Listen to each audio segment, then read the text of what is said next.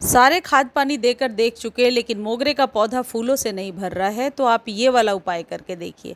इसको करने से निश्चित तौर पर 7 से 8 दिनों में आपको पॉजिटिव रिजल्ट मिलेगा और आपके मोगरे के पौधे पर लगातार फूल खिलने लगेंगे। जैसा कि हम सबको पता है, मार्च एंड से ही मोगरे पर फ्लावरिंग होने लगती है और ये रेनी सीजन तक जाती है।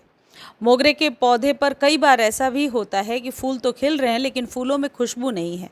तो मोगरे के पौधे को तेज़ी से घना करने के लिए, फूलों को खुशबू से भरने के लिए और लगातार फ्लावरिंग लेने के लिए कौन सी खाद देनी है, कौन सी ज़रूरी चीज़ों का ध्यान रखना है, ये आज के वीडियो में मैं आपको बता रही हूँ। इसमें सबसे पहली जो चीज़ होगी वो होगी प्रूनिंग। मोगरे के पौधे को कैंची की सहायता से घना बनाया जा सकता है, लगातार फूल लिए जा सकते हैं। उसके लिए आपको क्या करना है कि जब कभी भी फूल खिल जाते हैं, जैसे ये आप देख रहे हैं, यहाँ से फ्लावरिंग हो चुकी है और यदि इस स्टेम को मैं कट नहीं करती हूँ तो पौधा एक तो लेगी हो जाएगा, यानी घना नहीं होगा और नई कलियाँ भी नहीं आएंगी। और आपको पता है कि मोगरा जो है वो हमेशा टिप पे फ्लावरिंग करता है, तो टिप की कटिंग यानी सॉफ्ट प्रूनिंग हमेशा करना है। देखिए ऊपर से 1 इंच 2 पत्तों के ऊपर मैंने कट कर दिया, जिससे कि वहाँ से नई ब्रांच निकल कर के आएगी। तो जब भी कटिंग करना है इस बात को ध्यान रखिए कि 2 पत्तों को पकड़ कर के कट करना है, उसके नीचे 2 पत्ते ज़रूर होने चाहिए, वहीं से मल्टीपल ब्रांच निकलती है। तो प्रूनिंग की सहायता से आप अपने पौधे को तेज़ी से घना भी बना सकते हैं और बहुत ज़्यादा फ्लावरिंग भी ले सकते हैं। अब दूसरी जो टिप है, जो बहुत ज़्यादा कमेंट सेक्शन में पढ़ने को मिलता है कि कलियां तो बन रही हैं लेकिन सूख कर गिर जा रही हैं। तो ये जो खाद मैं आपको बता रही हूँ ये 2-3 तरीके से हेल्प करेगा, यानी प्रूनिंग के बाद ये इस खाद से स्प्रे ज़रूर करना है। दूसरी चीज़ कि कलियां जो सूख करके गिर रही हैं इससे गिरना बंद हो जाएगा।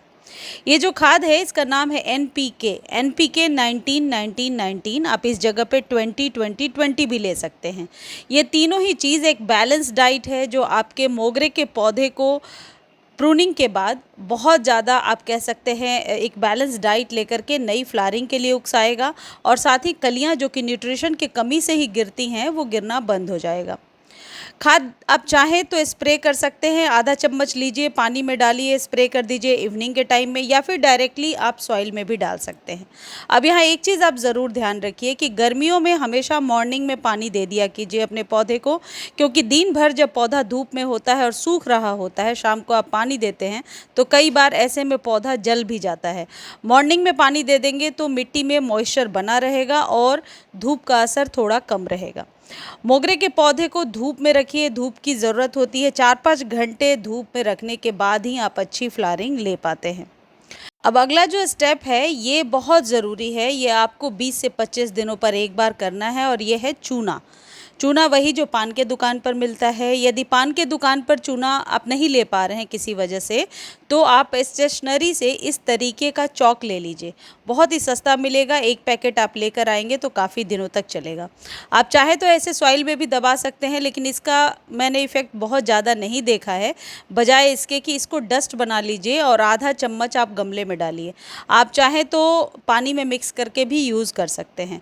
चूना मोगरे के पौधे पर बहुत ही बढ़िया काम करता है, कैल्शियम की कमी को दूर करता है और कलियाँ जिनकी गिर जाती हैं वो वाली प्रॉब्लम सॉल्व हो जाती है।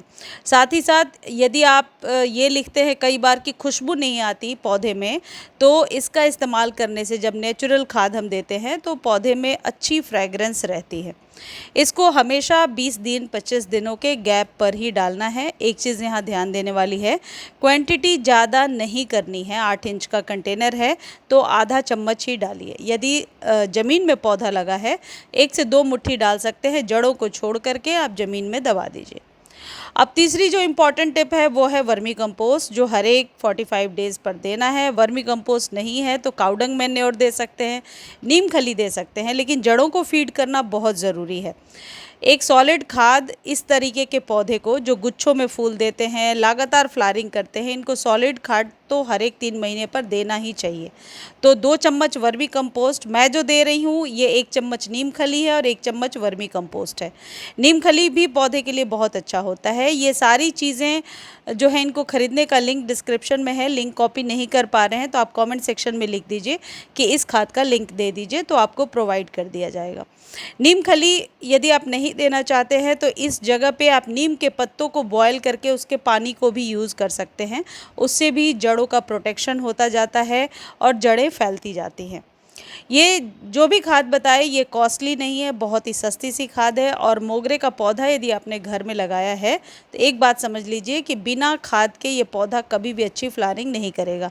अब कई लोग लिखते हैं कि मैं ज़्यादा खाद नहीं डालता हूँ या डालती हूँ लेकिन फिर भी बहुत अच्छी फ्लावरिंग हो रही है, तो कई बार एक्सेप्शन केस होता है कि बिना खाद डाले हुए भी आपका पौधा सही चल रहा है। पौधे की क्वालिटी भी अलग अलग होती है, डिपेंड करता है आपने कहाँ से पौधा लिया है, लेकिन जनरली मोगरे के पौधे पर आपको खाद देना ही पड़ता है। मुझे उम्मीद है ये वीडियो आपको बहुत अच्छी लगी होगी। धन्यवाद।